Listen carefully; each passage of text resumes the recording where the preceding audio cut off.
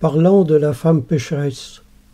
Une femme pécheresse apporta un vase d'albâtre plein de parfums et se tint derrière aux pieds de Jésus. Elle pleurait et bientôt elle lui mouilla les pieds de ses larmes, puis les essuya avec ses cheveux, les baisa et les oignit de parfum. C'est pourquoi je te le dis, ses nombreux péchés ont été pardonnés, car elle a beaucoup aimé. C'est la conversion de Marie-Madeleine ici, qui a eu lieu en 30 ou 31 environ. Puis on la retrouve encore dans l'évangile de Jean, une année plus tard, alors que les Juifs ont voulu la lapider pour adultère.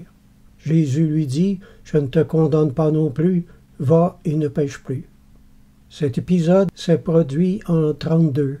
Entre cet épisode du vase d'albâtre, décrit en Luc, et en celle de Jean, où Marie a été prise en adultère, il s'est passé une période indéterminée d'à peu près 2 ans. Nous voyons donc que Marie a connu une rechute. Retenons principalement ces 3 choses: beaucoup péché, beaucoup aimé et beaucoup pardonné. Beaucoup aimé dans l'un des plateaux de la balance et beaucoup péché dans l'autre plateau de la balance. La conclusion du Seigneur a été qu'elle allait être beaucoup pardonnée. C'est comme il est dit en l'Épître aux Hébreux, « Car Dieu n'est pas injuste pour oublier l'amour que vous avez montré pour son nom. » En comparant les évangiles et l'année où le premier événement s'est produit, et celui-ci, il s'est passé près de 2 années, comme je l'ai dit, mais ce n'est pas sa rechute que le Seigneur a regardée.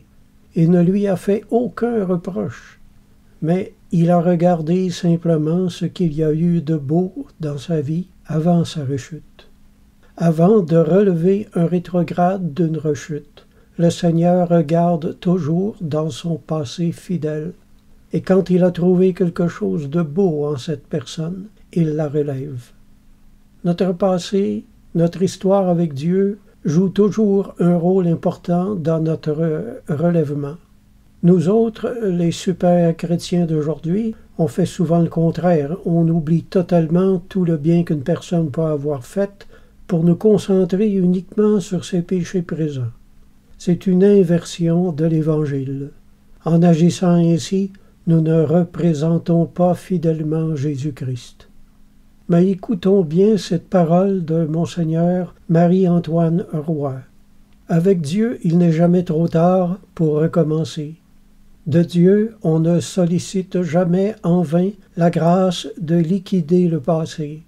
La grande miséricorde du Christ est toujours prête à s'incliner vers la grande misère du pécheur, à la guérir, à redonner la vie.